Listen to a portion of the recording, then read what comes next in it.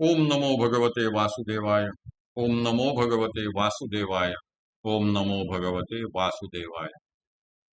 ओम ज्ञानाय नमः। सार्थ ज्ञानेश्वरी दिवस 265 अध्याय 11 विश्वरूप दर्शन योग। श्री गणेशाय नमः।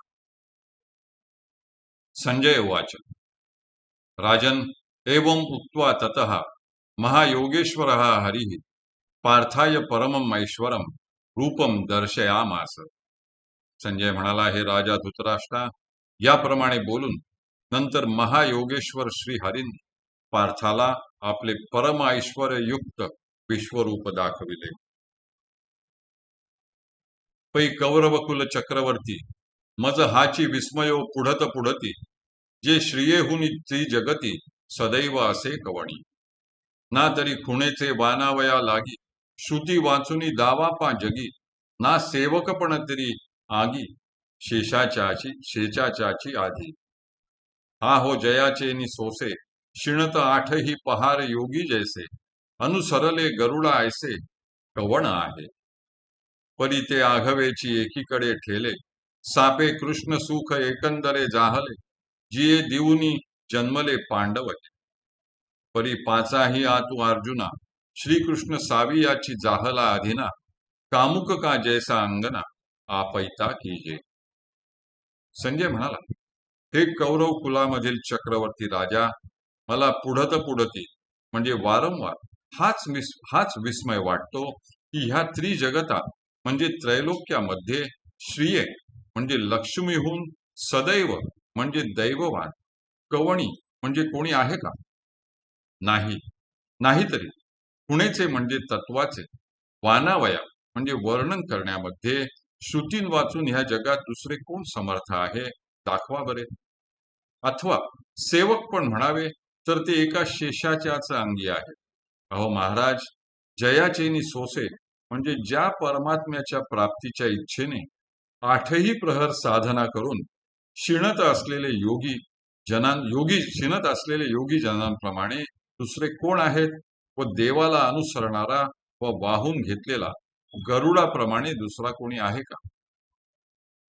परंतु ते सगळे एकीकडेच ठेले म्हणजे राहिले.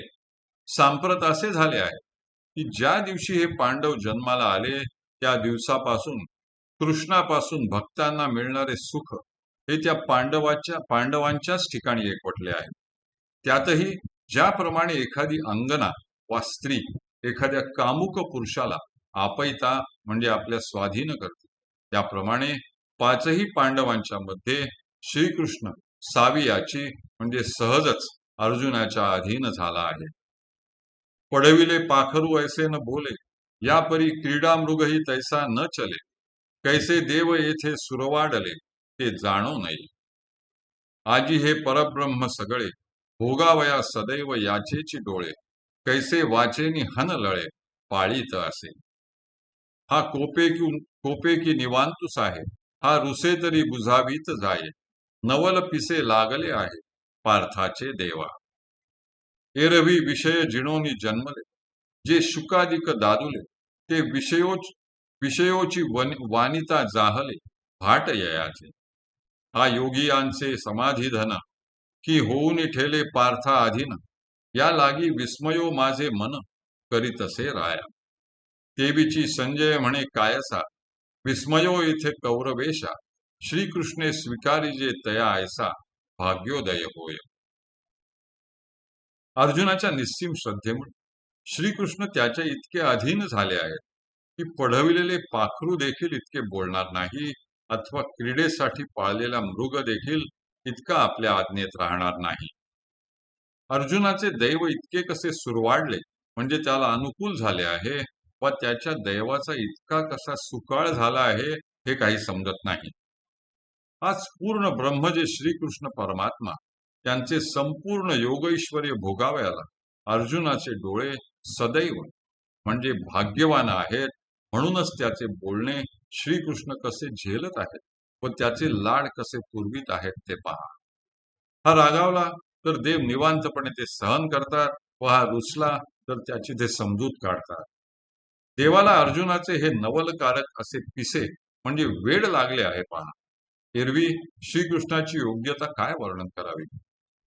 ज्या दादुले म्हणजे महान शुकाचार्यांनी मातेच्या उदरात राहूनच सगळ्या विषयांना जिंकले, ते शुकाचार्य जन्माला आल्यावर ह्याच्या विषयोची म्हणजे गुण व लीलांचे वर्णन करून आपण कृतार्थ होऊ या इच्छेने त्याचे भाट वा स्तुती पाठक झाले. योगी जनांचे समाधीमध्ये भोगण्याचे धन व ऐश्वर असलेला हा श्रीकृष्ण परमात्मा आज पार्थाच्या अधीन होऊन ठेले म्हणजे राहिला आहे. याकरिता हे राजा माझे मन विस्मय करीत आहे म्हणजे आश्चर्यचकित झाले आहे. तसेच संजय म्हणाला, हे कौरवेशा, यात विस्मय करण्यासारखे काय आहे? श्रीकृष्ण ज्याचा स्वीकार करतात त्याचा असाच भाग्योदय होतो.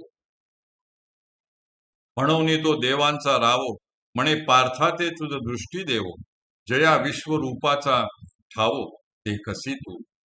ऐशी श्रीमुखौनी अक्षरे निघती नात जव एकसरे, तव अविद्येचे अंधारे जावो चिला. ती अक्षरे नवती देखा ब्रह्म साम्राज्य दीपिका, अर्जुना लागी चित कळिका उजळली या श्रीकृष्णे. मग दिव्य चक्षु प्रकाशु प्रकटला, तया ज्ञानदृष्टी फाटा फुटला, ययापरी दाविता जाहला ऐश्वर्या आकुले. म्हणून तो देवांचा रावो म्हणजे राजा पार्थाला म्हणाला, मी तुला अशी दृष्टी देतो जिच्या योगाने विश्वरूपाचा ठावो व संपूर्ण देखावा तुला पाहता येईल.